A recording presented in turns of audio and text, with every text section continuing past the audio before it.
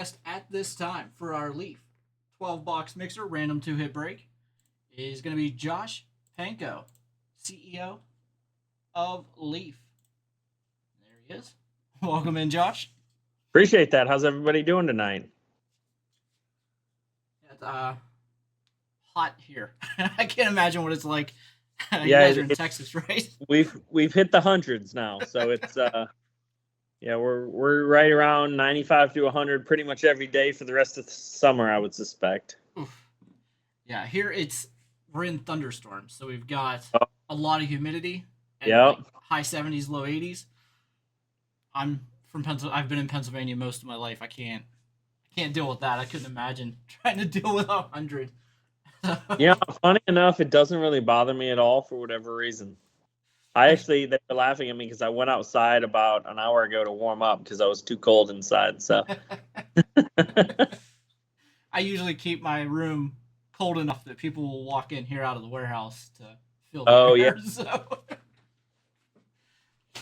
all right, guys, we're gonna go ahead and jump into this break. Thanks again, Josh, for joining us. Let's of see what course, we I'm have happy here. to do it. All right, so again, it is our special guest break tonight. And again, there's Framber Valdez jersey giveaway tonight. Every spot in this break also gets 2 entries into that giveaway. Uh, this is random 2 hit. We're going to randomize the spots 5 times, then the hits 5 times. Pair those 2 lists up so that every spot gets 2 hits in the break. And let's go over those products. We have 2018 Leaf Legends of Wrestling. That's one of my favorite releases. 2021 Leaf Metal Football, red, white, and blue. 2021 Leaf Flash Baseball. 2021 Leaf Trinity Football. 2021-22 Leaf Metal Basketball, red, white, and blue. 2022 Leaf Art of Hockey. 2022 Leaf Metal Pop Century. 2022 Leaf Metal Soccer. 2022 Leaf Ultimate Draft Football. 2023 Leaf Heroes of Wrestling. 2024 Leaf Collective Multi-Sport. And 2024 Leaf Trinity Football. That's a great mix. That should be a lot of fun. Yeah, there's a good variety here for us. So I know we always hit really well in a few of those soccer products. So that's always fun. Yeah, that soccer has some monster hits for sure. Yeah. All right, so we've got Michael S. at the top, Michael T. at the bottom.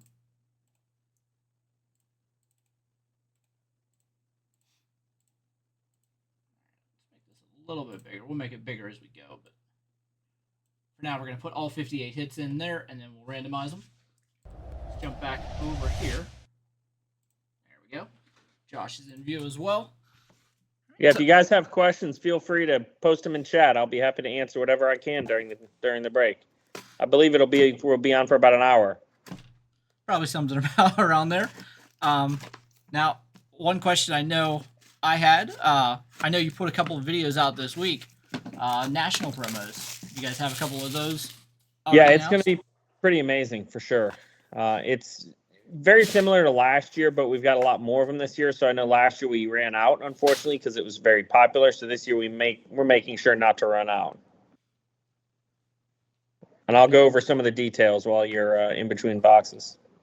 Yeah, that's fine. You can talk about it, and I can hold. Yeah, so there's actually a new one this year. There's a case incentive as well. So in the past, we've always basically just done box packs. So this way you've got packs. So if you open boxes, you can get the packs. But then if you buy a full case, there's a case incentive. The case incentive are all 1-of-1s. So it's 3 1-of-1s in every case incentive pack, 2 base and 1 auto. And the checklist for that is really incredible. We were actually just looking at it a few minutes ago. There's some amazing, Patrick Mahomes and Aaron Judge and Messi and Neymar and, there's just Julius Irving. Like there's just that checklist is really strong. And again, there's a 1-on-1 autograph in every one. And then the other packs, every card is numbered to 15 or less. You get 3 cards.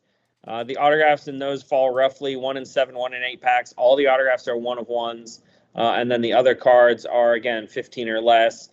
We are collating those so that every pack should have at least one better name in the base cards to try and prevent it from getting 3, not as good of names. So you'll get one better name in every box or every pack.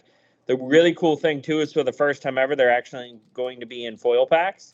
So they'll come in different color foil packs for the box pack and then the case pack. That's a good hit right there. Yeah, I like that one. Bret Hart. Number 25 there. So yeah, so they should do very well.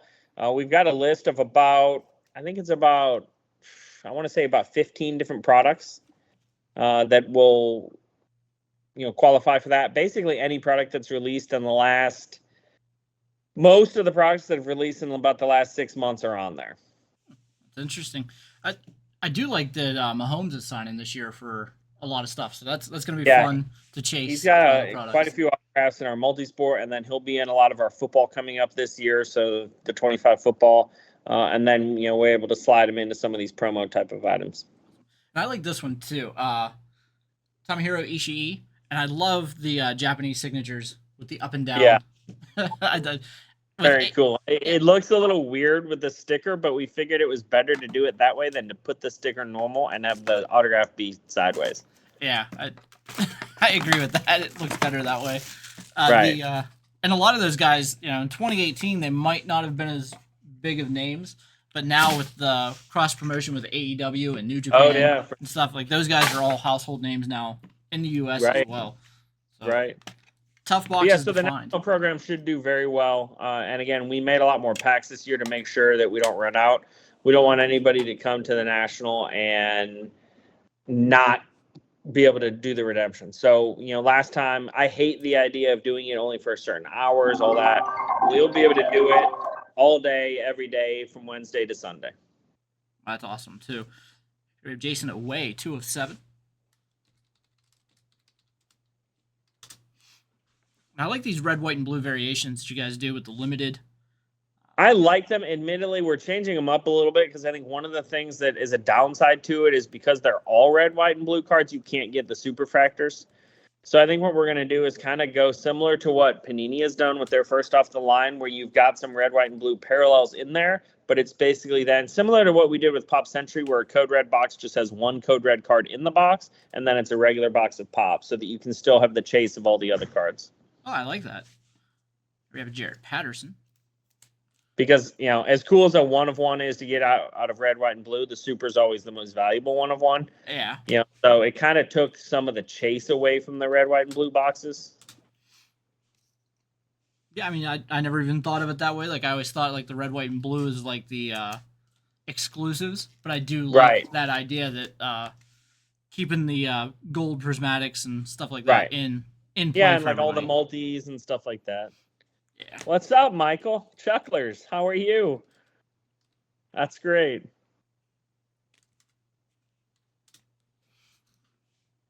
And we're going to finish it with a Najee Harris. Nice. State Pride. Yeah. Nice hit there. Numbered 8 of 10. You guys know a lot about him, I'm sure. Yeah, I didn't like seeing him go. I was probably one of the few guys here. Running backs just get thrown to the curb now in the NFL after like 2 years. They just don't care about him anymore. Yeah, I mean, there's talk that he might be on his way to Dallas. Right. So I think that would be a real good move for Dallas. It'd be a good move for his career as well. And I think everyone's excited about these. Now, we've talked about this. Some of the best patches in the industry come out of Leaf Trinity. Trinity is awesome, and we really love where the brand is at. I will tell you, for the new football, we just got finished designing it. It's going to have some new. We wanted to spice it up a little bit, and one of the things that I think does get a little old is, the NIL is tough for sure, because a lot of people don't resonate as well yet with some of these high school and college kids. Unfortunately, that's kind of where a lot of these companies are at, because a lot of the other guys are, exclusive with one company or the other. So what we're doing for the new Trinity is there's going to be some multi-sport memorabilia cards in there. So there's going to be a Jumbo Trinity for the first time ever, and the Jumbo Trinity boxes will have one multi-sport memorabilia, either auto jersey or just regular mem in every box. So that'll be kind of a cool chaser to, be able to add. Look, it doesn't necessarily translate to the fan base, but at the end of the day, most of the people care about the value. So to be able to get a Lionel Messi patch auto out of Trinity football, or a Patrick Mahomes patch auto, where there's some veteran patches, some stuff, I think it'll be really fun for sure. Yeah, definitely. I mean, that also added to the soccer breaks. Yep. Was it League Ultimate Soccer that was like that? Yep. Yeah. I know we ran a lot of the Leaf Ultimate Soccer. That was a favorite here in the break room. And I think that was something that really motivated Yeah, the people in there mem as definitely well. adds value. It adds uniqueness. And look, the cards look really cool, especially when you've got 6 or 8 people on there and there's a bunch of different color swatches where it's not just one, the pajama cards, or, where you just get a white swatch, napkin cards, whatever you want to call them. And then we're also implementing metal or chrome patch autos for the first time ever. So the hobby boxes will have one chrome patch auto in every box. So we've never done that in Trinity, so it'll be kind of a variation. So that'll be pretty cool too. I like that. And again, love the patches in Trinity.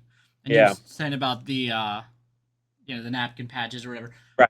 Very few of those come out of Trinity. Right. So I think that's one of the things that always draws everybody to that product. Right. Neil, the best bang for the buck. Honestly, that's a tough question.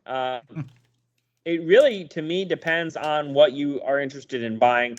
I think one of the best bangs for the buck are the Pop Century products, just because there's so much uniqueness there, and you don't have as much competition when you go to resell your cards, if that's what you're looking for. Because let's face it, no matter how big of a sports star they are, they probably have a lot of cards out there. Whereas if you pull a Robert De Niro card or a Margot Robbie, they don't have a lot of stuff out there. So I love that stuff, but I think our football stuff delivers tremendous bang for the buck. There's a lot of these young kids who people don't even necessarily know about yet, but they still sell very well. Kids like Faison Brandon, who's the #1 quarterback and #1 overall player right now for the 26th class. Like, a lot of people don't know him, but if you happen to pull him, he sells pretty well already. And most of our football boxes, the hobby ones, they're only about $140, $150. So they're not expensive, especially compared to what some of the other stuff out there is. Yeah, I mean, even the jumbo are lower Right. than some of the other hobbies out Yeah, there. the jumbos are like 300, but you get, when it sounds like it's more expensive, you get 10 autographs. So, there's a lot, or 12 autographs depending on the product. Like, there's a lot of value there for sure. And one of the things we do now is, when we hand collate every box, but one of the things we started doing when we do a jumbo version is we give 2 box hits to a jumbo box.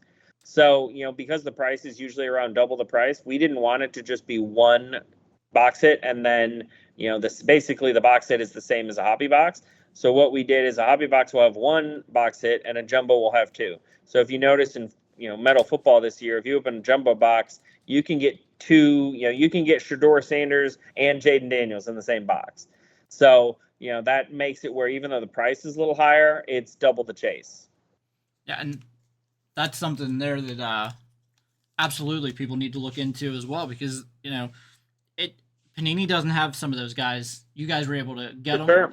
so that was pretty cool.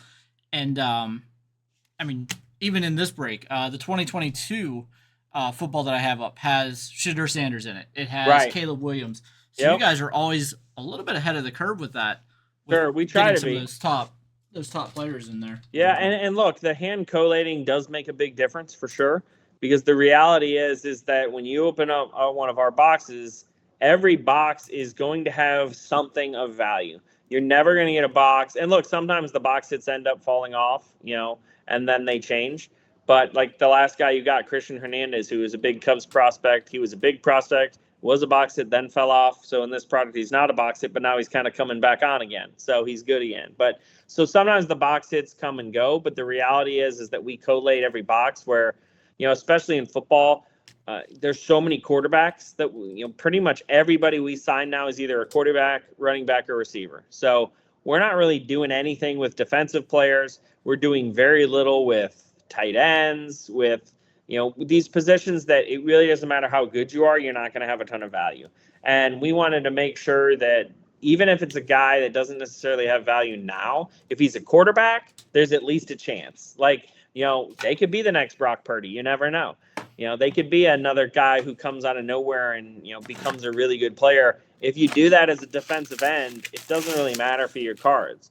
If you do that as a quarterback, it matters tremendously. So we really try and focus on that. So a lot of the cards we have are going to fall into that quarterback. I bet if you open a box of metal, 50% of the cards, if not higher, are all quarterbacks. So again, nobody really wants to pull using an example of Max Brosmer, who went undrafted in the NFL this year. But the reality is there's still a chance because he's a quarterback. So, if he happens to play a couple games, you can hit that window and those cards can all of a sudden become $100. And I'm trying to think of the Bears rookie that was like that a couple of oh years ago. yeah, Or Lions. Tyson He played Badger. on Thanksgiving Day. Shock, Yep. maybe? Yep. Something like that. Yeah, Badger was like that too. There was that quarterback on the Giants, Tommy DeVito. Yep. Who went nuclear for like 3 weeks. And the reality is like if he had been a receiver or running back, no one really would have cared. So like if you sell a lot of these cards, admittedly, a lot of it's about timing. Like most of these cards have a peak time when you should sell them. And, some guys are good forever. Patrick Mahomes would be good forever.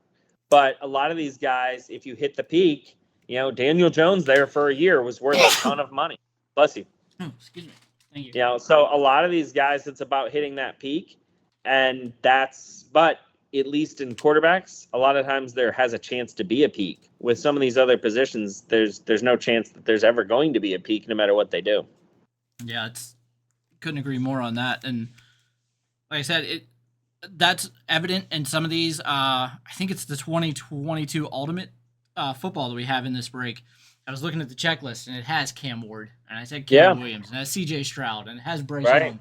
So, like, Cam Ward and Bryce Young and some of those guys, they weren't viewed as top picks early on, but you guys had them in the products, and then if you bought that product, you held those guys, they went number one overall. Value, triple what it was at that time? Yeah, I mean, like Jaden Daniels, we had Jaden Daniels in some of the early football when he was at Arizona State, and no one cared. Those cards were selling for $5, and now you can't touch Jaden for less than, $100, $150. So the reality is that you never know when one of these guys is going to hit. And again, if Cam Ward had been a defensive end, it wouldn't have mattered what he did. His cards were never really going to go up. But as a quarterback, that is a game changer. So we really try and focus on that. Like, look, some of these guys aren't going to hit. We really equate a lot of our football now to the Bowman Chrome type of products where, or the Bowman baseball type of products where you had prospecting, where we all know on that Bowman checklist, if there's 100 names on that checklist, there's going to be 10 of them, 15 of them that actually hit. That's kind of where our lucky. Football and I think on our football list we'll have a much higher hit percentage than 10 or 15%. But the reality is that people will open those products for the chance of getting one of those big guys. And like we look at our football now, like Sam Levitt, who wasn't selling for much, Arizona State quarterback. He's probably going to be a first round pick next year, and he's going to be very expensive then. And buy them now, sell them later. Wait till they become those top picks. If you had bought a bunch of Cam Ward cards a year ago and you're selling them now, you could have easily doubled or tripled your money, like you said. And that's a cool right there. Yeah, love these. This is one of our favorite things too about like the Leaf Ultimate Sports. How we have a lot of these. Joe Thornton, Ilya Kovalchuk, Daniel Alfredson, Marion Hossa, Jerome Iginla, Martin St. Louis, Vincent Lecavalier, and Patrick Marlowe, number 15. That's cool. Yeah, that's really nice. 8 Wonders of the World and all game used. Yep. Everything in every hockey product's game used. The only products that don't have all game used is Trinity, because those are the rookies. Everything else is all game used. And we've tried to get some game use from these guys, but man, like they're not allowed to sell. Like college kids aren't allowed to sell their jerseys, and high school kids don't have anything. It's tough. Yeah. And for me, I know there's people out there that are going to knock that, not having the game used. Like you said, it makes your stuff more valuable. But for sure, the thing about Trinity is like, and there's other products like that too, the game used doesn't really matter as much to me as a collector because the eye appeal that goes into some of those patches is huge. And the other thing with wow, that's a good one right there. A very nice hit there. The other good thing with a lot of the Trinity is those are guys that aren't veterans that don't have game use patch autos. So, if you're getting a Cam Ward Trinity patch auto, this isn't a guy that has a bunch of game used out there where you're like, oh, I don't really want player worn because he has game used. We love to ask, how do you put the jersey pieces in? So that's a great question. You guys are allowed to ask anything you want. I'll do my best to answer any questions. So obviously the more mem goes on a card, it's a little bit more complicated. The way it works is there's actually a little code that gets printed on the card that you don't see because it gets covered up by the memorabilia. And then all the code has a memorabilia, or all the memorabilia has a code where when the manufacturer, when we go to put it on there, when the printer goes to put it on there, they can match up the code to the piece to make sure that, Iginla goes with Iginla, St. Louis goes with St. Louis. That's a good one right there. Tom Sizemore out of 25. So yeah, so it gets matched up, and then the pieces are cut in advance. So we send them to a cutter, and we tell them what size to cut. So they know based on which product, they know if they're supposed to cut like jerseys or patches. So like for some of the products, it's, we'll tell them anything numbered to 5 or less has patches. Everything else would be jerseys if it's higher. Oh, wow. That's a great last card. Todd Bridges. Oh, no, the next one. Yeah. Yeah. Tony Hawk. That's awesome. Very numbered 3 cool. of 5. Low numbered on Tony Hawk there as well. That's very cool.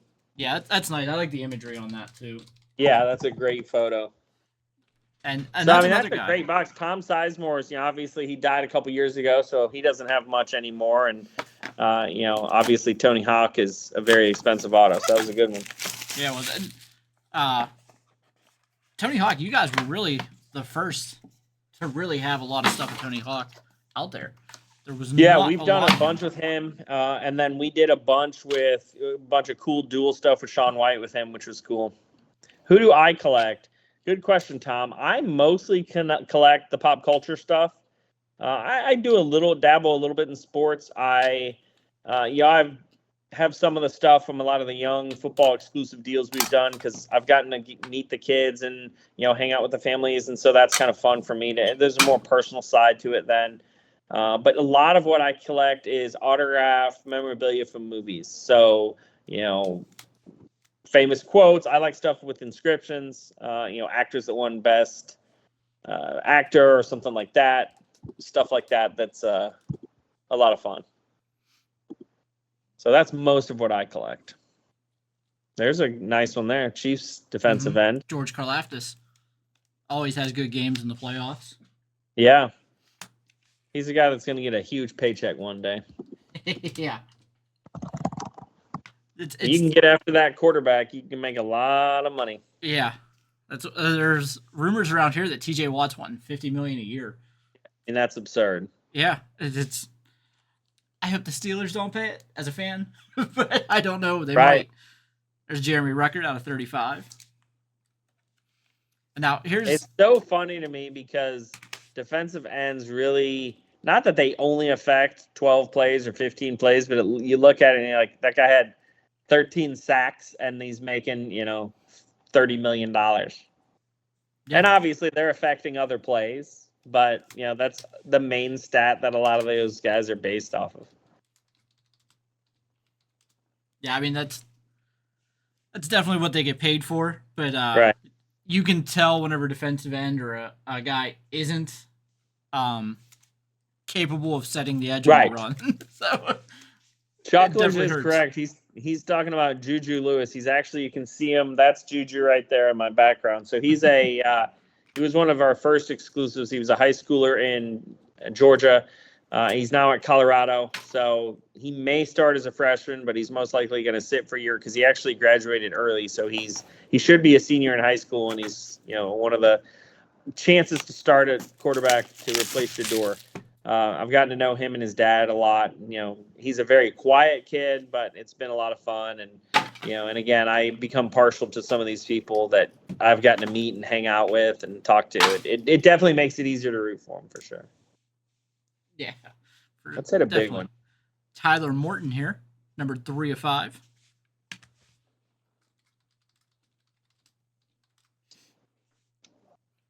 Got a wonder kid, George Earthy. Number 12 of 40. Some younger kids here. Amanda, I would say my favorite product that we make is probably Pop Culture, Pop Century. Just because of the fact, oh, wow, nice. Super there. Super Fractor. I love all the stuff for the movies and the TV shows. Ricky Puig. Not the greatest box, but not terrible. Number 2 of 3 there. At least it's a low number. I think Ricky Puig came to the MLS. He was FC Barcelona. I think he came to the MLS. But Amanda, I love the pop culture product. It's something that's very unique. It's something that there's not a lot of a lot of cards out there like that. I think we've done a much better job the last few years with the photography, which makes a huge difference with a product like that. For a long time, it was just, them standing in front of the red carpet. And the red carpet photos are just kind of, they're okay, but it resonates a lot more when you can actually show them from the movie that everyone knows them from. Like we did a dual autograph this year of Helena Bonham Carter, and Ray Fiennes, and it was both of their pictures from Harry Potter. So like stuff like that, those cards sell for so much more. We've never been offered Dave Matthews. I am drinking Coke Zero. I'm a Coke Zero. We've never been offered Dave Matthews. Admittedly, we haven't done a ton on the music side. Ooh, 101, the Rocket. Nice. Yeah, all the bass in here are 1 of 1, so that's kind of a cool aspect. The music side is tougher because they're traveling all the time. And admittedly, the toughest thing with all the celebrities is they don't understand cards. So if you go to any professional athlete, they understand trading cards. And you ask them to sign autographs or ask them to sign stickers, they get it. It's pretty basic. They understand that. When we went to like Margot Robbie, they were like, "What do you mean stickers? What are you putting them on? Like, I don't understand." They don't understand it. So that can be a challenge a lot of the times to try and help them understand what we're going to do with it. Or this is a really cool card next. Yeah, it's a throwback nice to the old press pass days. The net burners. Number 4 of 6. The color match too with the green. That's cool. I think Larry Bird is very underappreciated. Bird and Magic both do not sell like they should. Yeah, I feel like their autograph should be $300-400 easy with as good as. I'm probably in the minority of this, but I tell people all the time, because I used to love watching ESPN Classic, so I've seen a lot of the Bird and the Magic, full games, not just highlights, full games. Yeah. And watching those guys, like I know the debate is always Jordan and LeBron all the time. Yeah. I don't think it's close. Growing up watching it, I don't think it's close. For me, it's Jordan, and it's head and shoulders above everybody else. Sure. But I always say that number 2 guy, I don't think Magic Johnson gets the credit he deserves. Yeah. He started all 5 positions in the NBA Finals. The team won. He has multiple championships, and nobody considers him as one of those top couple guys. And it just blows my mind that he gets so overlooked. Right, and that's what's funny about the value is like, look, obviously Jordan and LeBron are amazing, but like if you try and buy an autograph of them, you can't buy anything of them for less than $3,000-4,000. Yeah. And why are LeBron? And I get it that Upper Deck short printed them and they don't have a lot, blah blah blah. That's all fine and good. If they're $3,000-4,000, Larry Bird and Magic shouldn't be $80. Like that's absurd. Yep. Just absurd. Jaquavius Marks here out of 5. This is the 2024 Trinity. And this was a hard one to keep in stock. I didn't get to run many breaks with this. I saw we had a couple come back in, so I was able to grab one. That's a fun one for sure. And I think, like I said, the 2025 is going to be amazing because it's got some multi-sport added in. We're doing the chrome patches or, metal patch autos. So it'll be a lot of fun. Xavier Weaver there out of 5. I will admit that I missed a little bit of the old school Trinity where all the guys had the inscriptions. Yeah, I remember those on the baseball. The only problem with the baseball one is all the cards, they write go whatever, and then they get traded like 5 times before they debut. Well, that's the problem. Admittedly, a lot of the inscriptions were very generic. They weren't necessarily nicknames or anything actually cool, but it's still, some of them are still kind of cool. That's great, Panna. You've been chasing Dylan Harper. I think that's another guy. Dylan Harper stuff is way too cheap. Like, he's going to be the number 2 pick in the draft, and I don't really think there's any doubt about that at this point. The number 2 pick in the NBA draft should not be a $30, $40, $50 card. Like, that's crazy. I mean, when his first NBA cards come out, they're going to be worth, $500. There's no way any card should be $30 or $40. That's a good one right there. Yeah, Bucky Irving, nice patch there. Tampa Bay back, very nice. 19 of 49 on that one.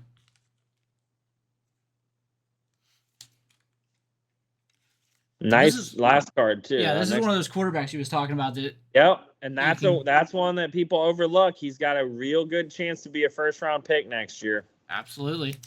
So we have the Bucky Irving there out of 49, and we have Drew Aller, 35. And he's a guy that it's overlooked because Penn State runs the ball so much because they have Singleton and Katron Allen, and he gets overlooked a lot. So Penn State fans might not love him after that one throw he had against Notre Dame in the playoff, but he's got a big arm. He's a big talent.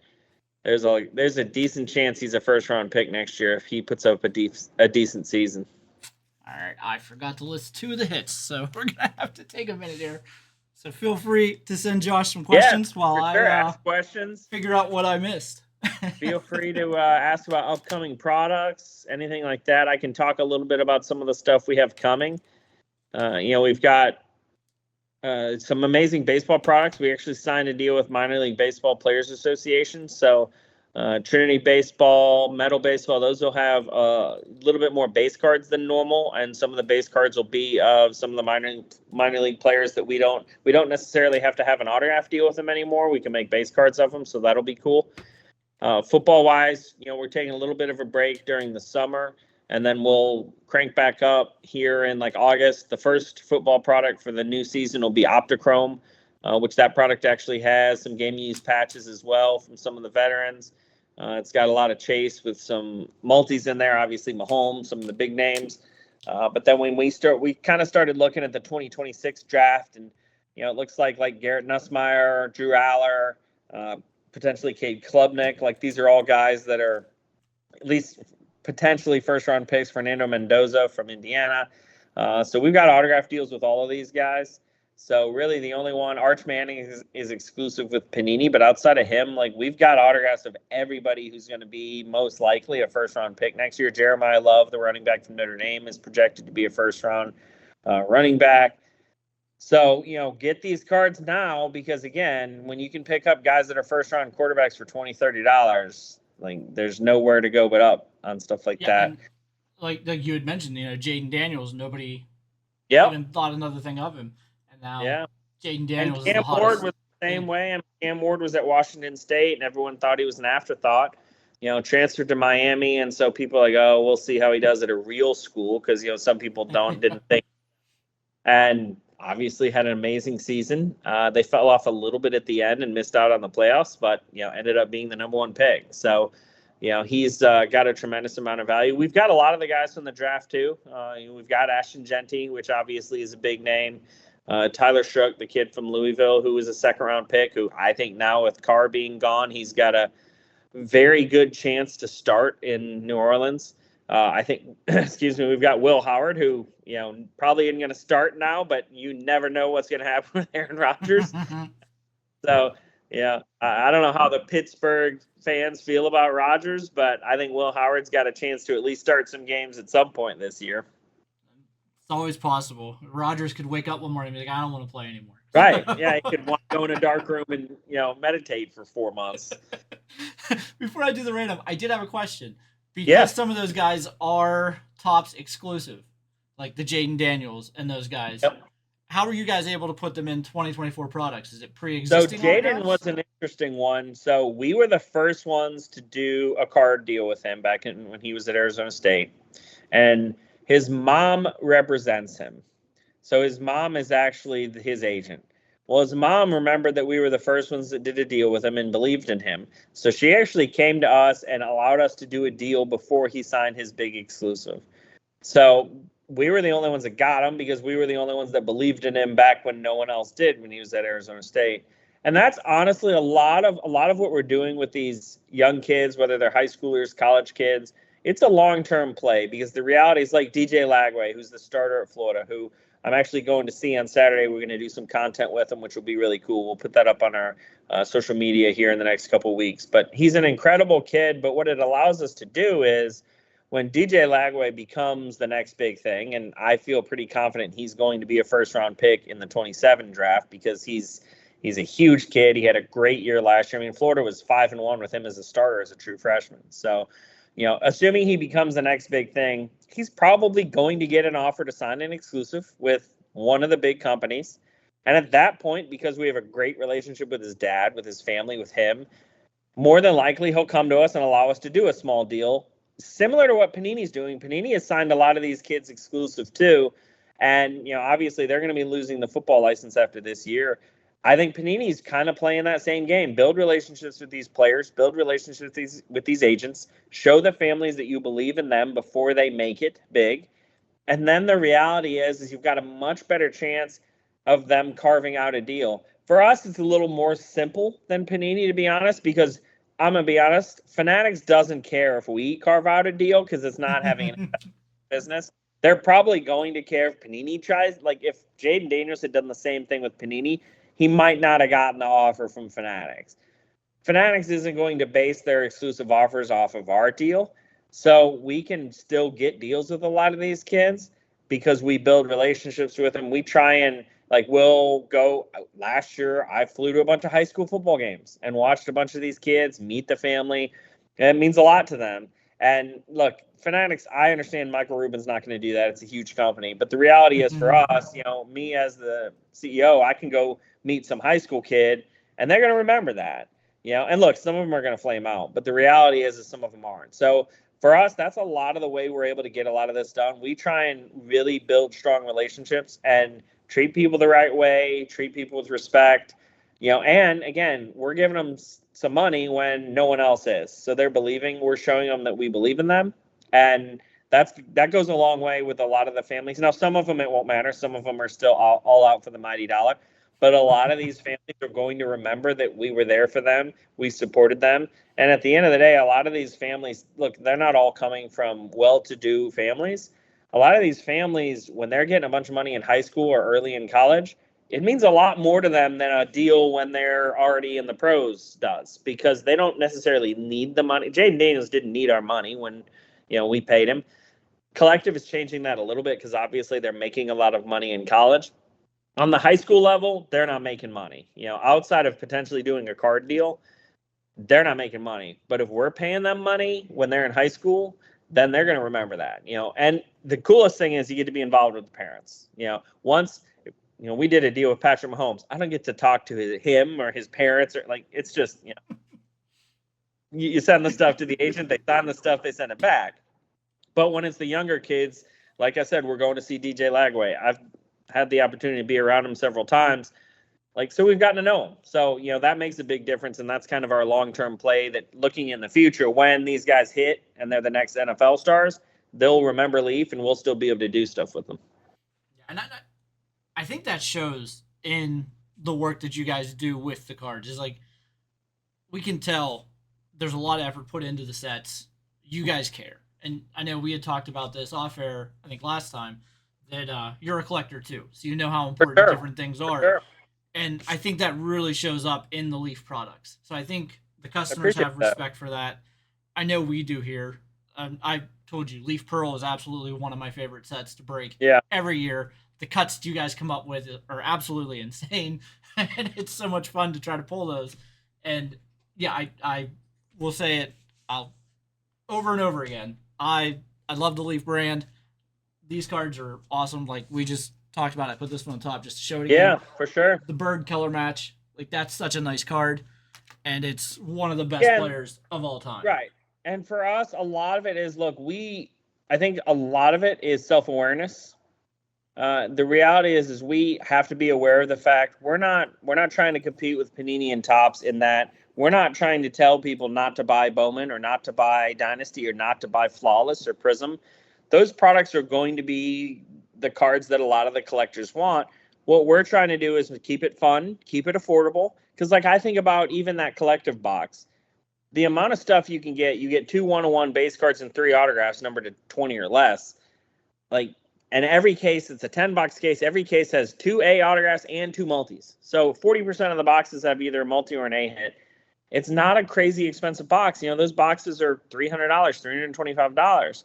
So the reality is we're really trying to keep it collecting affordable, so that in the world where everything is really expensive, and I'm not saying those products are a bad value. That's not my point.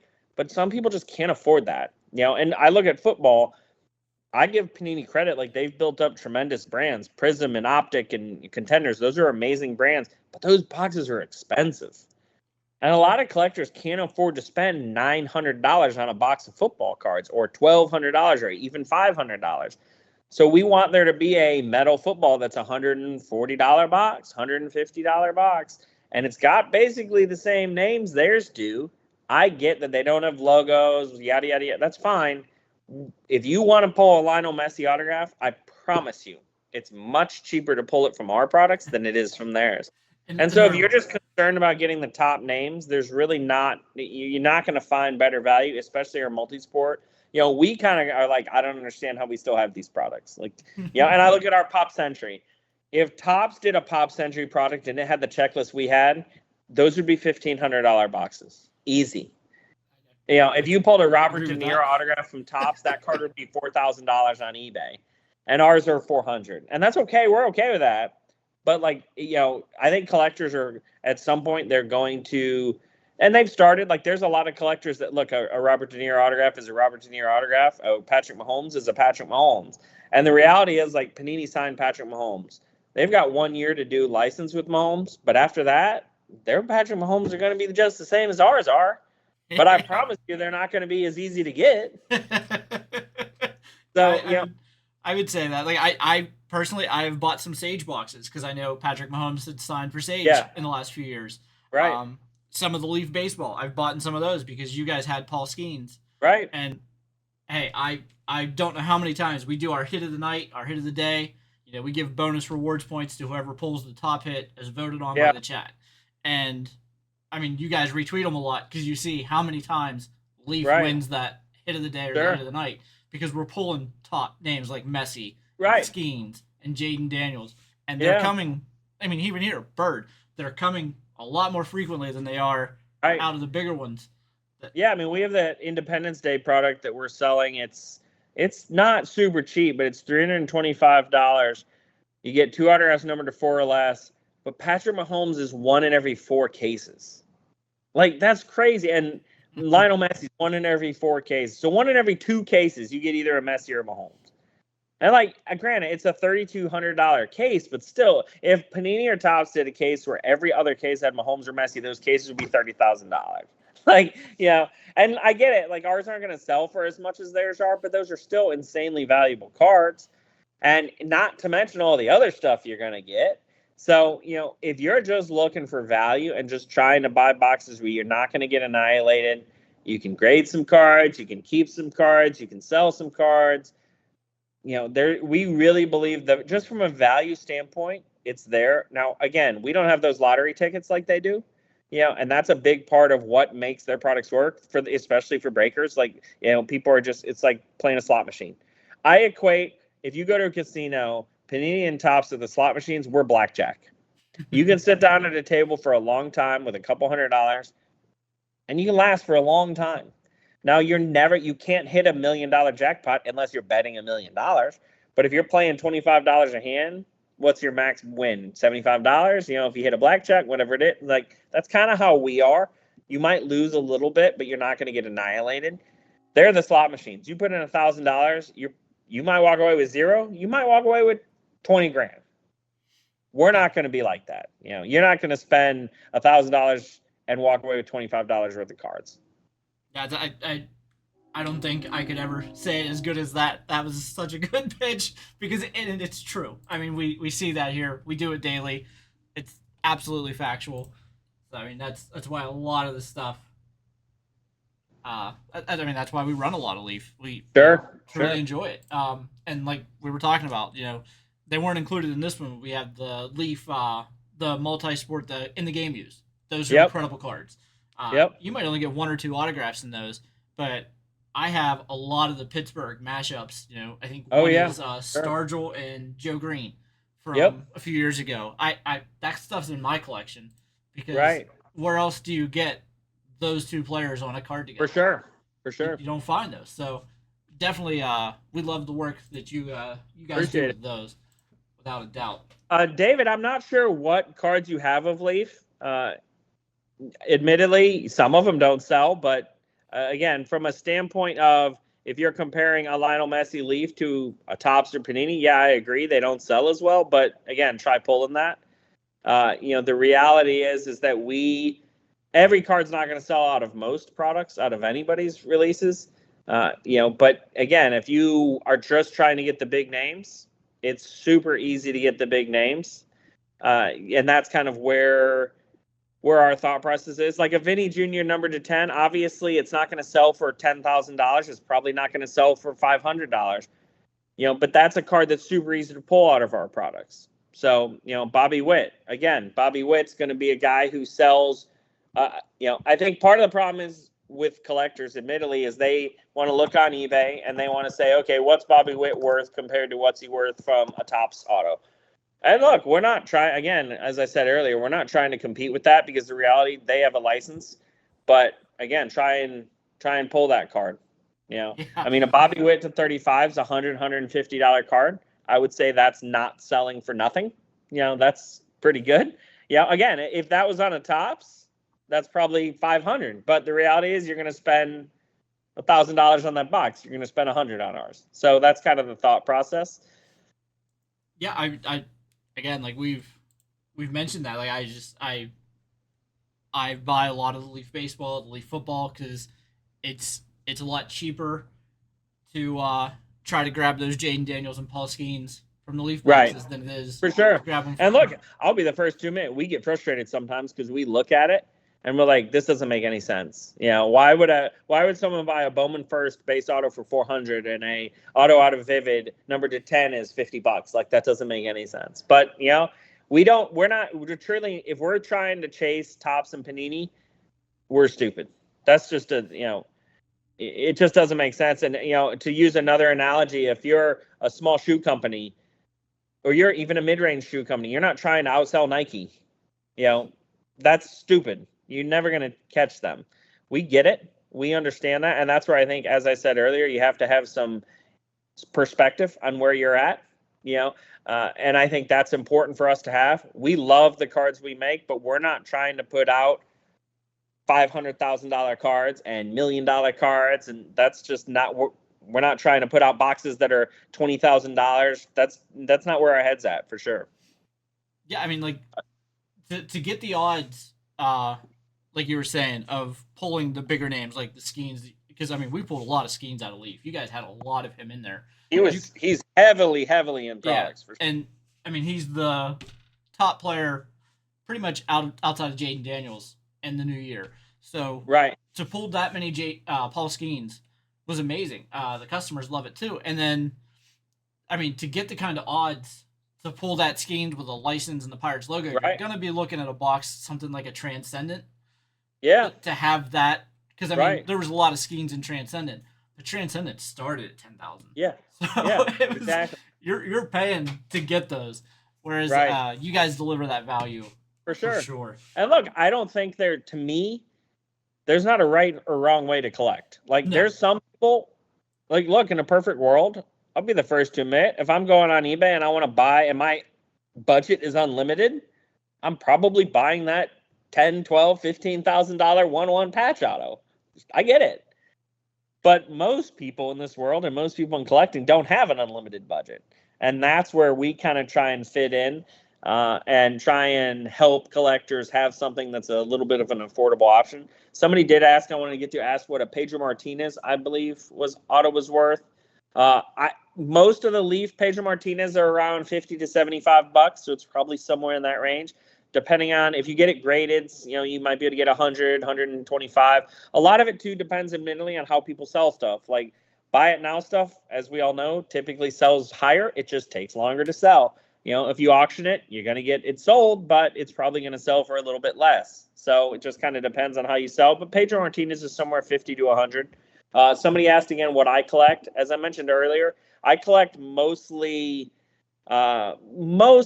memorabilia of celebrities, movie stars, stuff like that. Stuff from, I've got like a Marilyn Monroe signed check. I've got a Clint Eastwood signed poster. I've got a couple of Star Wars signed posters. I've got Daniel Day-Lewis 8x10, stuff like that. A lot of movie stuff. I try and get a lot of inscriptions, quotes, stuff like that, because that stuff is a little bit harder to find typically, or you have to pay extra for it, which, I really like. As much as our autograph is, I love when they put a quote from the movie, or like I have a Mel Gibson where he wrote freedom with a picture from Braveheart, stuff like that's really cool to me.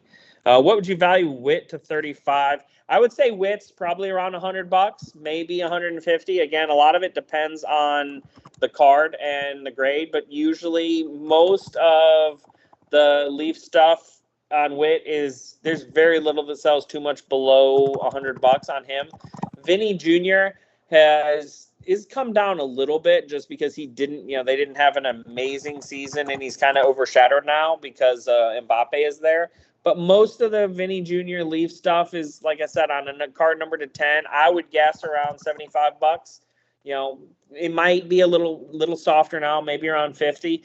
Again, depending on what product it's out of, that matters too. Like certainly some higher end products will sell a little bit better. I think the problem with Vinny Jr. again is he's overshadowed a little bit by Mbappe right now. He was the star, and I think his stuff will go up next year because he's probably going to be the star of the World Cup team for Brazil, because Neymar is kind of done at this point. I mean, he'll still play in it, I'm sure, but Vinny Jr. will be the star. And if somehow Brazil won, if Vinny Jr. ever wins a World Cup for Brazil, his stuff will go crazy. So, and that's the thing too. Like some of it's about when you sell. It's not always there. Like if you're opening up Leaf football right now, and we tell our customers this all the time, and you're selling these high school kids, that's just not a smart move. Like hang on to it. Because look, some of them aren't going to hit, but the reality is if you hit on one of them, it's going to pay for anybody that sells for less. And so much of it is about timing. Like we signed this kid, Michael Hawkins Jr., who's a quarterback at Oklahoma. He wasn't the starter to start last year. Jackson Arnold was. Jackson Arnold got benched. Anybody that follows college football, Arnold got benched in the middle of the Tennessee game. Hawkins came in and looked amazing. We were the only ones with autographs. All of a sudden, they were like $125, $150 on eBay. And then he kind of fell. He had a couple of good games, then he fell off. And now he lost the job again because, of course, in the transfer portal, they got somebody else. So now he's like $10 again. So it's like so much of it is about timing, And we talked about like those quarterbacks earlier, Tommy DeVito. If you had sold Tommy DeVito when he was hot, I mean, you could have gotten hundreds of dollars for some of the stuff that's probably now worth $5. So some of it's timing, and some of that's luck. But that's kind of how Bowman has always been too. Like inevitably, most of these guys at one point get hot. Whether it's in college, whether it's when they first make it to the pros because they get drafted high, whether it's they have a good first couple of games, whatever it is, usually at some point these guys have a period where they sell really well.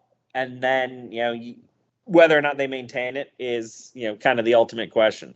Yeah, I mean, Will Howard is a good example of that too for the Steelers. He got drafted in the 6th round, but his stuff shot up. It was over $100 there for a couple of weeks. Yeah, and I haven't looked since they signed Rodgers to see where it's been at. Before he went to Ohio State, Will Howard was worth nothing.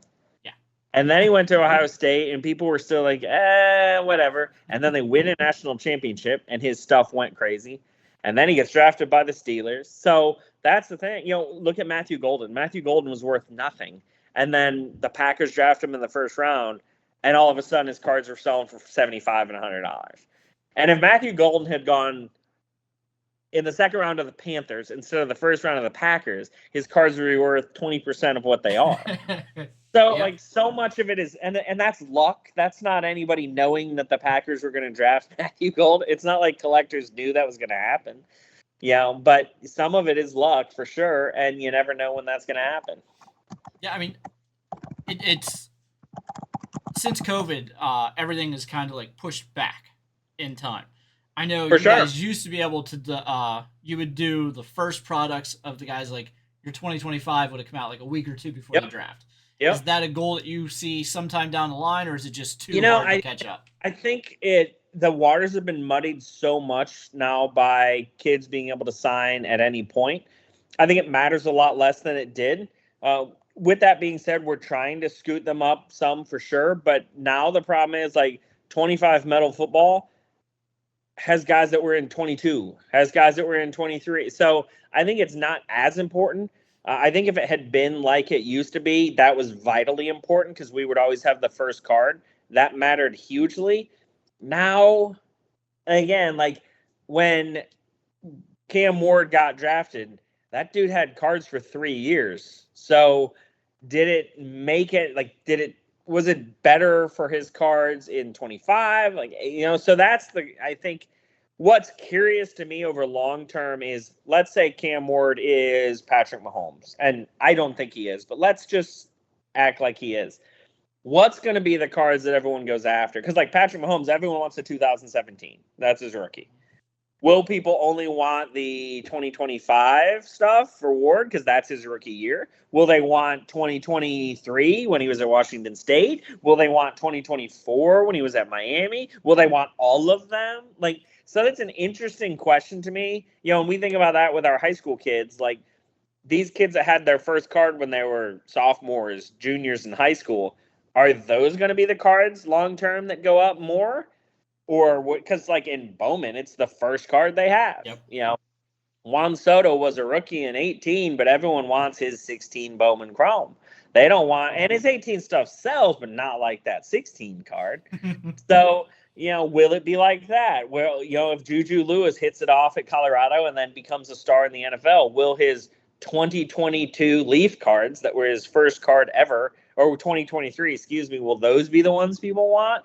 And I think all of them will go up. You know, the rising tide raises all ships. Yep. I think everything will go up, but it'll be fascinating to us to see what's worth more. Because like if we do Patrick Mahomes, if Patrick Mahomes had cards in 15 when he's at Texas Tech, would they be worth more than the 17 ones? And I don't know. We won't know for a while. Yeah, I mean, I agree with you completely on how fascinating that is because, like you said, it's all because of those first Bowmans, how they are for the baseball players, and we haven't seen anything like that for football before. We haven't. So, and it's interesting too, long term. Sorry if I cut you off. No, you're fine. Long term to see what happens with autographed rookie cards, because the reality is everyone used to chase rookie cards of these basketball and football players because they never had anything. But like, for example, we signed the Boozer twins in basketball to an exclusive deal. They're Carlos Boozer's kids. They're going to Duke. Most of the time they'd be like a LeBron or whoever once they get to the pros, holy cow, they finally have cards. Everybody's been watching them, waiting for them, and then their cards sell for a bunch.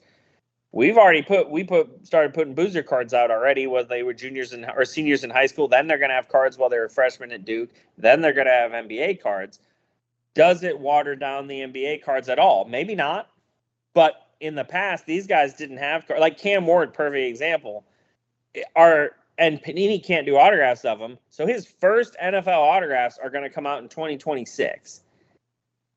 Like, are those really going to be worth that much? This guy's going to have signed 30,000 autographs by the time he has his first NFL autograph. I just find it a little hard to believe that they're going to be as valuable as they used to be because these guys didn't have a bunch. The other thing that's really fascinating long term is, will these guys even want to sign these big rookie autograph deals? Because in the past, again, they didn't make money, or on the table, they didn't make money in high school and college. And then by the time they got to the pros, they signed, they didn't get a big paycheck in the NFL. You don't get a huge paycheck as a rookie, especially if you're a third round player. Will they even want to sign 30, 40, 50,000 autographs if they've already signed a bunch and they've already made a bunch of money? Because some of these kids that like Juju Lewis, I'm just going to be honest, by the time that kid gets to the pros, assuming he's good and he makes it with all the marketing deals and collective, that kid's going to have made 10, 12, 13, 15 million dollars. Is that kid really going to want to sit there and sign autographs? I could see a lot of these guys being like, nah, man, I don't need the money. I'll sign some because I want to have a card. I'm not signing 50,000 autographs. And if that's the case, how do these products look if, because when Panini was doing this, they were putting thousands of all these guys into every product because they were selling so much. What's it going to look like if Topps or Panini, whoever has the license, can only get 5,000 autographs from the top rookies instead of 50? So it's a fascinating thing. We don't really know. I think this is stuff I think about all the time, admittedly. But it's fascinating to me to think about what the long term is with, the licenses changing, with the legality on the NIL changing, and kind of seeing what's going to happen long term with some of these kids and the collective side. These kids are getting paid millions of dollars by the schools now. Carson Beck got $4 million to go to Miami. And I don't even know if that guy's going to be good, but like if he's a third round pick next year, does that guy really want to sign 50,000 autographs for $8 an autograph? Yeah. There's no way. You're not the only one thinking about that because now we have the Bowman Chrome and the Bowman's Best University. Panini has the NIL autographs in Yep. Luminance, so a lot of those other companies are going in that same route Sure. It's because only they going to don't get know that worse. answer either. Yeah, it's only going to, I mean, these guys are going to be asked to sign more and more younger and younger. So the reality is it's only going to get, they're only going to sign more. They're going to make more money because marketing is going to become bigger because we've still only scratched the surface in terms of these kids being in commercials, these kids being in, ads, all that. Then they're going to make even more money. So, these kids are making the big name college quarterbacks are making 3, 4, 5 million a year between collective, autograph deals, marketing deals. So, are those guys really going to want to get to the pros and sign? The agents are going to tell them to because the agents want to get their cut. But, these kids most of them are going to hate signing autographs by the time they get to the pros. Yeah, and I think I was reading somewhere that Shadur Sanders made, I can't remember the specifics, but it was so much more money last year Right. than he's going to make this year in the pros. Oh, yeah. And it's If you like, get drafted third, fourth, fifth round, if you're a first rounder, probably not. Like Cam Ward's probably going to make more, but Shador made tons more money. And that's why some of these guys like Quinn Ewers is a moron. That guy should have gone back to school. If that guy had transferred, some team like Ole Miss or Mississippi State, they would have given him $5 million to come play football. And he was a seventh round pick. He's going to make 600-700 grand, whatever it is. And that, look, that's, I mean, most of us would be like, you're paying me $700,000. But like, if you could make 5 million, and then you go to the draft the next year anyway. So plus you have the chance to build your draft stock. What if Quinn Ewers had gone to Mississippi State and had a great season? Now he's a third round pick. So yeah, I think we're going to see a lot of kids stay in college more too. It wouldn't surprise me if in basketball, especially because so many of these kids were one and done because they chased the money. They're not going to have to do that anymore. And you're going to have some of these teams that have fourth and fifth year seniors because these kids can make $1.5 million, and in the NBA, only the first round is a guaranteed contract. If you get drafted in the second round, you're not even guaranteed to get anything. yeah, You can it's get so hard to make it in right. the NBA. So if you're a second round pick, you might not get anything. So why would you go? Why would you leave if you can go back and make any money? I mean, and if you're a projected second round pick, there's a school out there that'll pay you $1 million to play basketball. Mm-hmm. Yeah, Whether it's it's so Kentucky or much. Duke or yeah. So, I mean, you look at that Broom kid from Auburn, and he was maybe their best player, and he might get drafted. You can't tell me that if that guy had more eligibility, Auburn wouldn't give him $1.5 million, $2 million to get back. They'd let him come back till he was 30 if they could. We see that in some of those college football teams with their quarterbacks for sure. now. These guys are 26, 27. Tyler Shook, I was reading about him. He's older than Trevor Lawrence. Yeah. Yep, Like, they were in he the same just got high school drafted. class. Yeah, just got drafted. He's older than Trevor Lawrence. And it's like, Trevor Lawrence feels like he's been in the NFL for 20 years already. There's people writing Trevor Lawrence off, and Shook just got Trevor drafted. Lawrence is already like, he's washed up, and this guy's older and got drafted in the second round. And that's what's crazy. Like, and a lot of that's the money side because Trevor Lawrence is making $55 million and this kid's going to make $3 million. But it's just it is fascinating now with how old some of these kids are. And again, I just think you're going to see more and more. It opens it up where if you're a big college fan, I think you're going to be a little excited because they're going to stay in college longer. The only downside is they're probably going to change schools every year, but my hope is that there's some regulation there. I would love to see it go back to the old one transfer rule where you get one transfer. After that, you got to sit out a year. I hate this whole free agency stuff in college football. I mean, this thing that happened with Nico Iamaleava from Tennessee, like that was just a disaster. I mean, talking about not playing in your playoff game because you're holding out for more money, like that's when college football is taking a turn for the worse.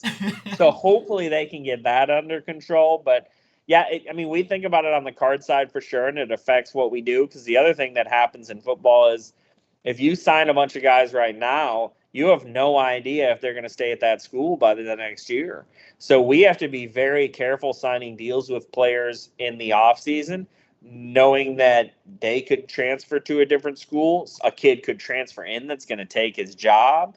So we really have tightened up on we'll do deals right before the season. And then, if we can get stuff done during the season, although that could be tough because they don't want to sign, but we don't really want to sign a guy right now. And look, some guys, are starting. Like, Garrett Nussmeier is starting at LSU. There's nothing that can stop that other than a catastrophic injury or some legal struggle. So outside of those things, he's starting. So you have guys like Cade Klubnik is gonna start for Clemson. But we were trying to get CJ Carr. We did a deal with him when he was in high school, and now we're looking at doing a deal with him again because he's probably going to start at Notre Dame. But they want a ton of money now, and it's well, he might not start. I can't pay you a ton of money, and then he ends up being a bench player. And then if he gets benched this year, he's probably transferring. So and if he transfers, he's probably going to transfer to somewhere smaller to play. And Malachi Nelson was the best example. This was a 5-star, supposed to be the number 1 quarterback at USC, supposed to be Caleb's backup. Caleb leaves. Okay, he's going to start. Nope, lost the starting job. Transferred to Boise State so he can play. Loses the starting job there to Maddox Matson, and now he's transferred again. So it's but I could go on for hours and hours. I'm sure you have more breaks to do. Yeah, let's do the random here. No, I enjoy talking about this stuff because it is interesting to me too because obviously it's having the cards that people want is important. So for sure, and that's a big part of our day. Today it's funny that there's an LPGA tournament here right by us today, and we actually saw the number 2 player on the female side at a fast food restaurant right by our building, and we were looking her up and trying to figure out if it was worth offering her a deal and trying to figure out if she'd sell. And so a lot of our day is just trying to figure out who doesn't have cards, who would sell, who does sell that we need to go after. So and admittedly, that's a lot of fun. It's not too bad to have to just sit around and talk about sports. So as everyone's always all you gotta do is just break cards, open up cards. That's so easy. I'm well, there's so much more stuff that goes on afterwards. Right. I scan through products that we have in stock that we don't have in stock, trying to find, where is this person have a card that people wouldn't expect it. And I do that a lot. That's why I love Pop Century too. Right. I'll read these off here real quick. Michael S. with Colson Montgomery and the Robert Hassel out of 75. Timothy with the Roberto Campos out of 10 and the Kendo Cashin. John D. the Kai Yearn, 1 of 1, and Jaden Delora out of 35. Brandon D. Tom Sizemore out of 25 and Tyler Morton out of 5. Eric with the Larry Little out of 5 and the Bret Hart out of 25. Michael S. with a good one here. Tony Hawk out of 5 and Christian. Kimberly with the Mac Jones out of 50 and Javon Baker 1 of 1. Jason, Bucky Irving patch auto out of 49 and Jaquavius Marks out of 5. Phil with the Stevie Richards and Jarrett Patterson out of 7. Josh, the Todd Bridges out of 7 and the Ray Bork out of 8. Douglas with the 8 Wonders game used out of 15 and the Bryce Hopkins out of 10. Tom with one of my favorite hits in this, the Tomohiro Ishii out of 25 and the Jeremy Ruckert out of 35. William Christian Hernandez and Xavier Weaver. Daniel with Michael Mayer out of 25 and Bartolo Colon out of 10. John with the Najee Harris out of 10 and the Tyson Campbell out of 50. Brendan P. Ricky Puig out of 3. And I wrote Rocket because I said Rocket. Roger Clemens 1 of 1. That's awesome. Kimberly with the Mark Messier out of 35. That's a really nice hit, too. That is a nice hit. Jackson Jobe out of 99. He just had Tommy John, but he was. He was a big prospect, so you never know. Maybe he'll come back and be better. We have Richard with John Vandersbrook and Seth Williams. Christian with Dante Whitner and Josh Johnson. Daniel with the Trent Beretta plus the pack from the 2023 Leaf there. And the Sunny Yellow out of 99. Kimberly with Sage Surratt and Jalen Twyman out of 10. Brandon, Bryce McGowan's out of 7 and Drew Aller out of 49. Saw that Drew yet.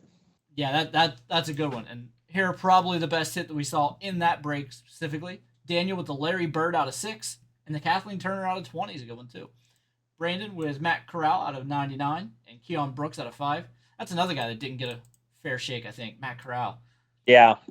Jason Away and Damian Collins going to Kimberly. Daniel with Baron Von Raschke out of 15. That's a nice hit. And Jalen McMillan out of 99. Another good young player there for the Bucks. Yep. Another Bucks guy. Yep. George Karlaftis and the George Earthy out of 40. Timothy, Chris Evans, and that was the patch auto out of Michigan State. And the Edge, or out of Michigan. And the Edge from the 2018 Leaf. And Michael T with the Travian Williams out of 10. And the Jay Allen out of 99. Back over here.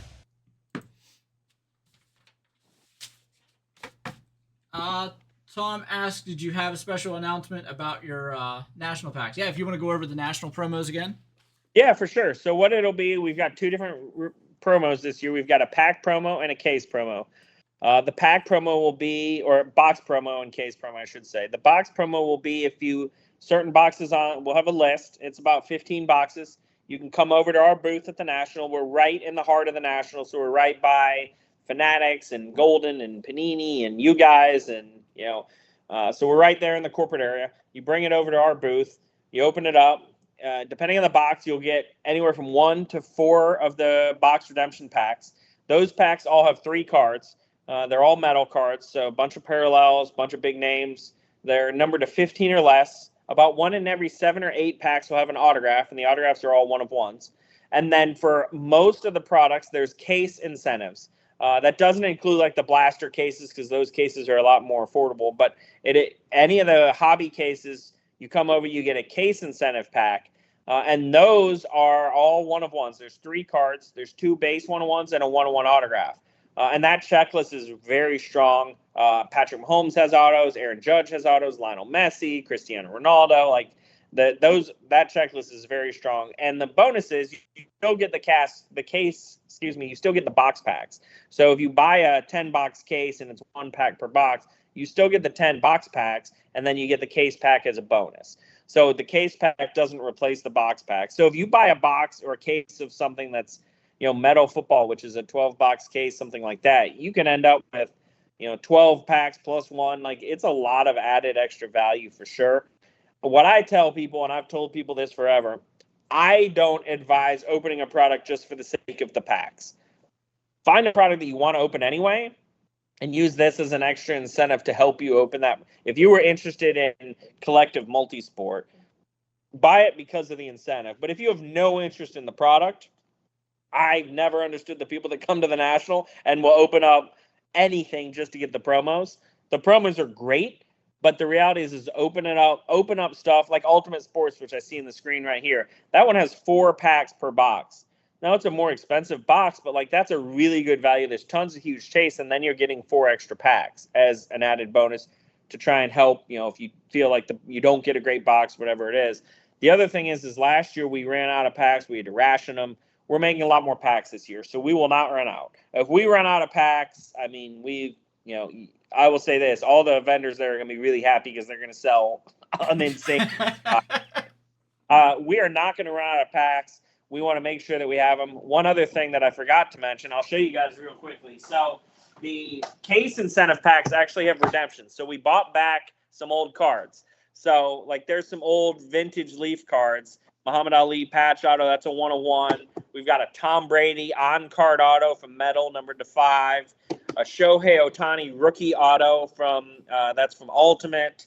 Another Tom Brady auto from Metal, that's on card. We've got a Patrick Mahomes rookie auto. We've got another Tom Brady from Sports Heroes.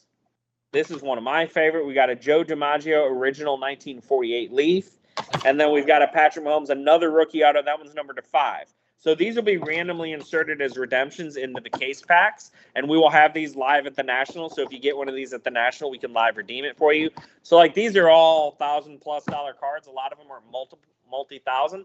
So like there's only, there's not that many of the case packs. I think there's about 600 or 700 total of the case packs.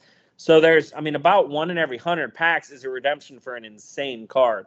So it should be a lot of fun. And look, I'm biased, but I think the products are probably worth buying anyway. So, you're getting a bunch of freebies. It went off really well last year. We're anticipating it being really strong again this year. So we're very excited about it.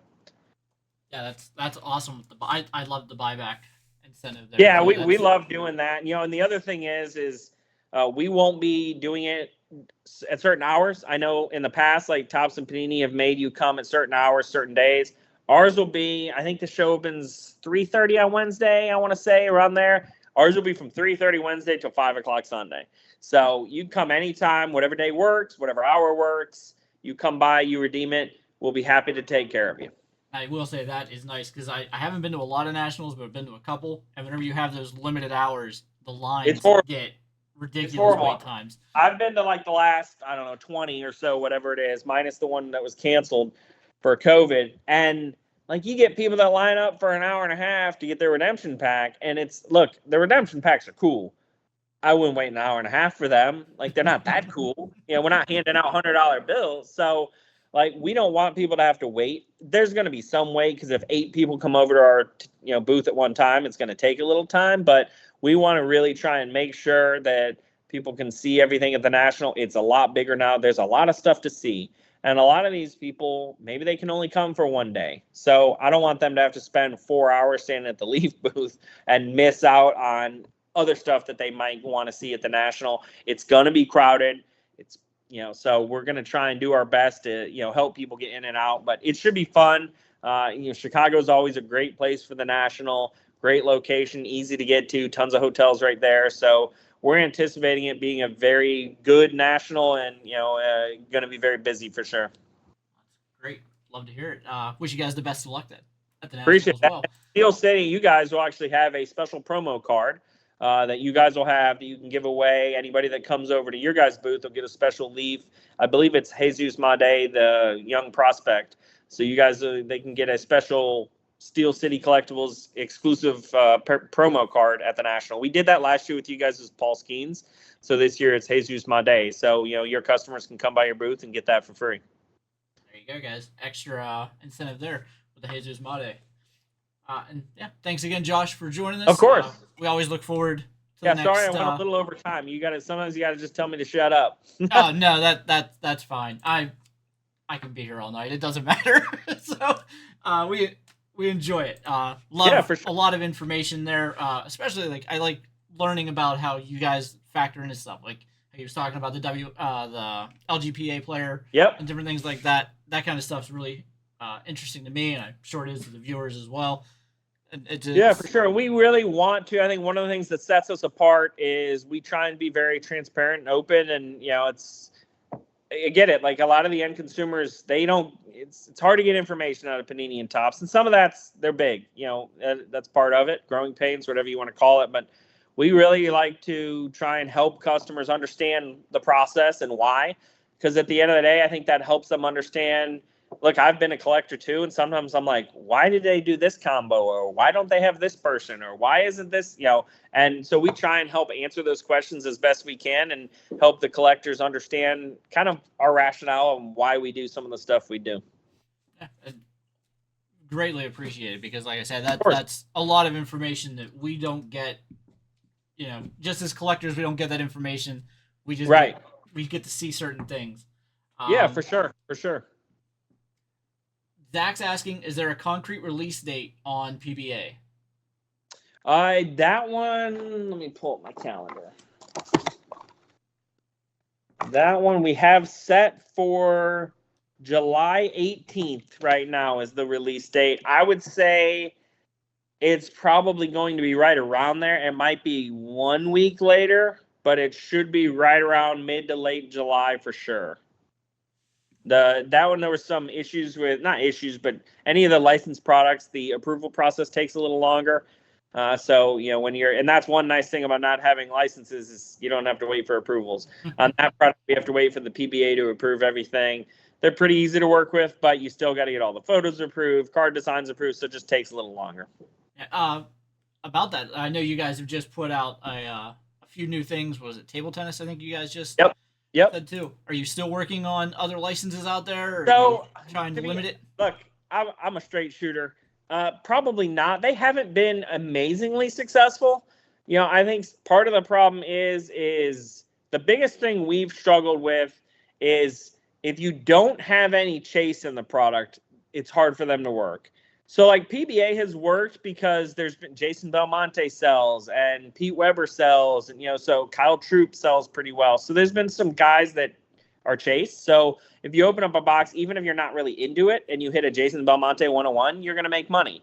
Whereas like the PBR product that came out, there's just not any riders that anyone cares enough about for their cards to sell very well on eBay or on any secondary market. And when the cards don't sell in the secondary market, it's really hard to rely only on the fans. The fans they're not going to buy enough typically to make it worthwhile. And admittedly, that's true in every sport. If baseball cards didn't resell, They couldn't sell enough baseball cards. Baseball cards work not because a bunch of Yankees and Dodgers fans keep all the cards. It's because they resell in the secondary market.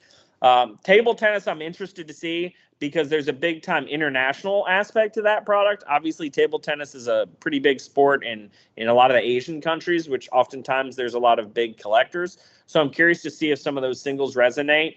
NLL, the lacrosse league, I know there's been a lot of anticipation about that. That's something that I'm curious because ESPN shows highlights of that. So I think there's a little bit more knowledge about those players and about those teams. Whereas professional bull riding, like nobody knows who any of these people are. There's no international side. So I think, who knows? You never know. Some of these leagues we may. The other struggle you run into again is the licensing side, the approval side. That can be a pain in the butt.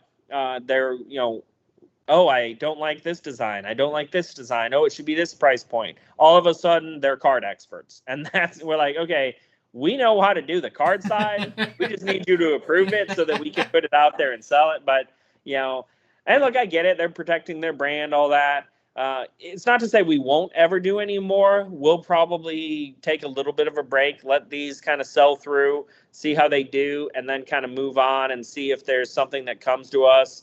And see if there's something that just makes sense. Part of the problem, too, admittedly, is I think one of the ways you could sell a lot of that stuff is through the retail chains, through Walmart's, Targets.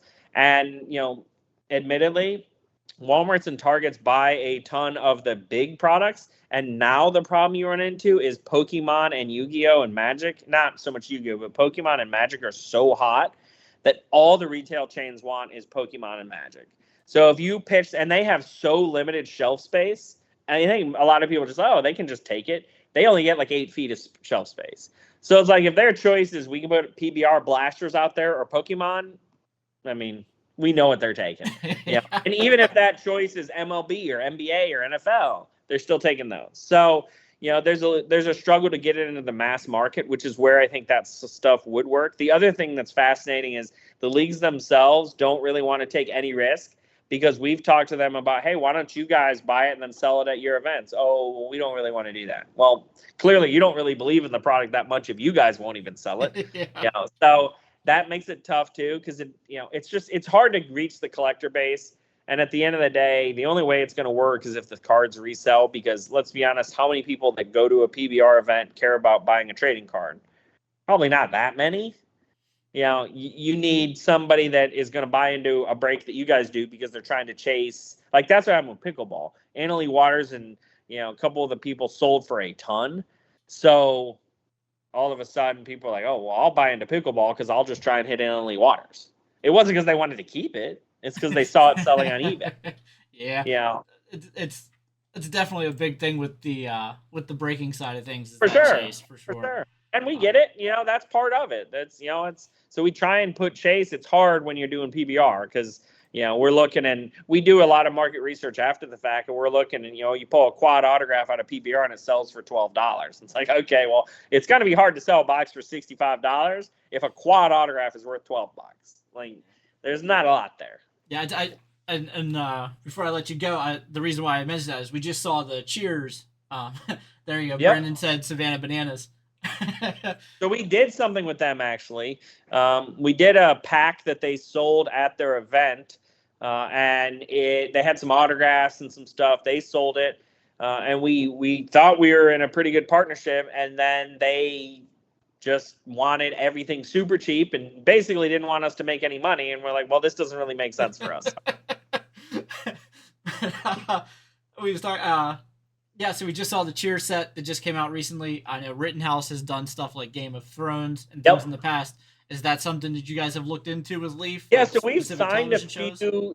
We've actually signed Saw. So we've got we'll have a Saw product coming out. And again, I'll be honest, their approval process, it is a nightmare. They approved a bunch of cards and then disapproved them, and now they have to approve them again. They're so hung up on everything. But we've done, like we did Cheers. We did the old Kickboxer movie with Jean-Claude Van Damme. So we've actually got some on-card stuff coming from that. So we've done some of that. Admittedly, like, in the difference between, like, Rittenhouse, first of all, Steve's the guy who owns it. Steve's been doing that forever. He's got tons of connections with these studios. And now, because he's done it so long, I think he has a lot more trust from the studios where they will just kind of skate by on the approval that, like, oh, we know he's not going to do anything he's not supposed to. They don't know Leaf because we've never done it. I think if we did a few and they see how easy it is, it would probably be easier. But that's something that's interesting to me for sure, because there's a lot of cool licenses out there. The big problem you run into, like, we could have gotten a Yellowstone license, but then Yellowstone told us, oh, well, you can't put Kevin Costner in there.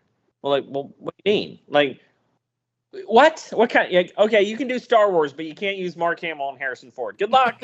Like, well, who would buy a Yellowstone license if they can't do, like, John Wick? Yeah, but you can't do Keanu. Well, then it's not John Wick. John Wick is Keanu. Like, Yeah.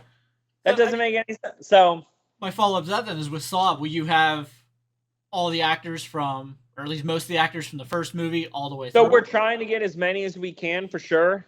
We got Tobin, which is obviously the big one because he's, Jigsaw, who's in all of them.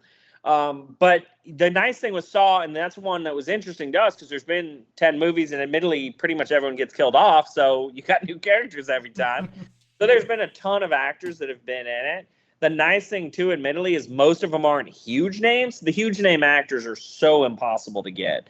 But a lot of these actors that are, big, actors that people know, but they're not necessarily huge mega movie stars. Usually those people are a lot more attainable.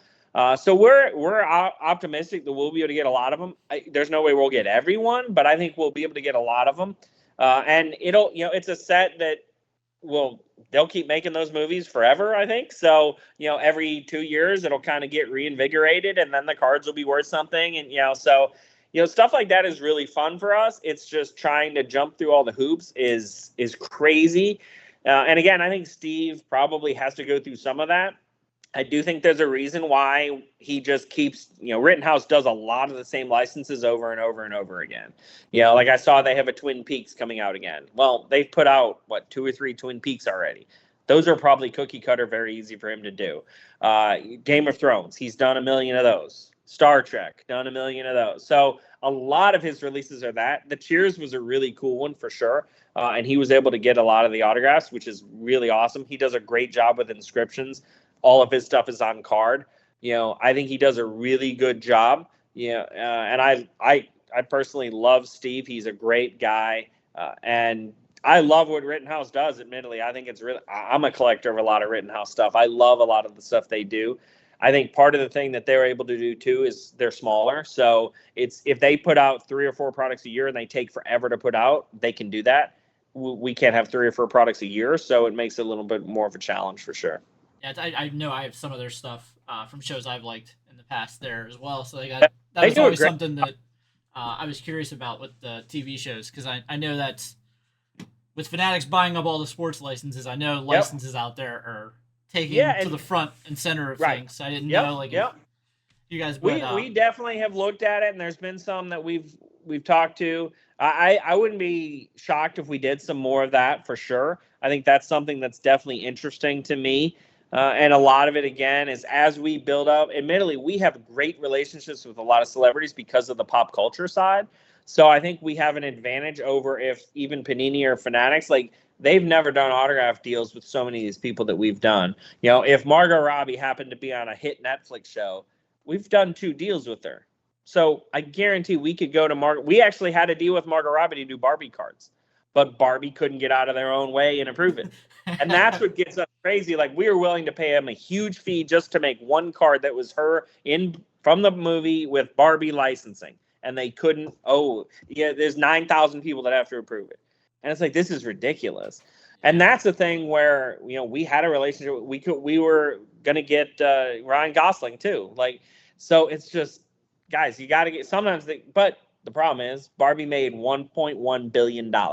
Yeah. They do not care about Leaf cutting them a check for $25,000 to do a license. It doesn't make any difference to them. So that makes it a little challenging. You hope you get somebody that's kind of a card collector or thinks it's cool that'll push it through the system. Because if you're just fighting against the system, you've got no chance. And I think that's where Steve's done a good job. He's gotten to know people. Like, he worked at the old Fleer when they were doing, Fleer Skybox was doing Star Trek. So he's known those people forever. So, he's got a great relationship with them, and Steve's a great guy, and he's a guy that is never going to rub somebody the wrong way. So you deal with him, he does it the right way, he puts the product out. The actors like him, he pays them on time. He does all the stuff right. So it, kind of falls into his lap sometime. But yeah, I could absolutely see us doing some more of those or doing some of that because that's fun to me. And there's so much opportunity on the non-sport side because there's so much that hasn't been done. Yeah, and that's like, I don't watch a lot of TV shows anymore. But like I watch a lot of the streaming shows. Not a lot, but a decent amount of the streaming shows. And we know that like the Marvel stuff's off the table. But like Paramount and Netflix and all those companies, they have a lot of streaming stuff too. So it's always interesting to see if anything's working. But I think some of them it's a little bit more difficult because if they're a newer show and they only have 3 or 4 stars, how do you make it? Right, so right. I get and that's the thing you run into too, and you're going to take some risks. You sign on for a show because you think it's going to be good, and then it gets canceled after the first season. You're like, oh, I thought I was going to make 4 or 5 years of that, and now I get 1. So yeah, I mean, look, that's going to happen, but. Yeah, I think that's an interesting side for sure. If you can get with, again, the only hurdle is the approval side. That can be nightmarish for sure. Yeah. Well, again, that's a ton more information that we just got. I love that. I'm happy to share anything. I'm a talker, as you can tell. So. I love it. Thanks again, Josh. Thanks again, everybody, for joining the break. Yes, thank you, everybody. We appreciate the support very much. And, I'm sure I'll be back here in the next maybe after the National, we'll get on and do another break. Yeah, sounds good. Right, awesome. Thanks again, Josh. Appreciate it. Thanks.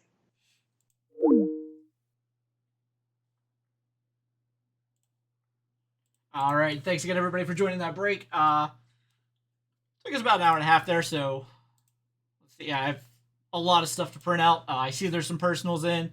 I don't know if we have any other group breaks filled up yet. It looks like we might. I'll process all that stuff. We'll get going.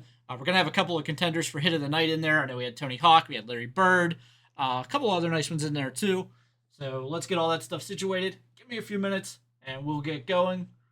Just had another order pop there. So we'll try to get some things rolling here in just a couple of minutes. Thanks again, everybody.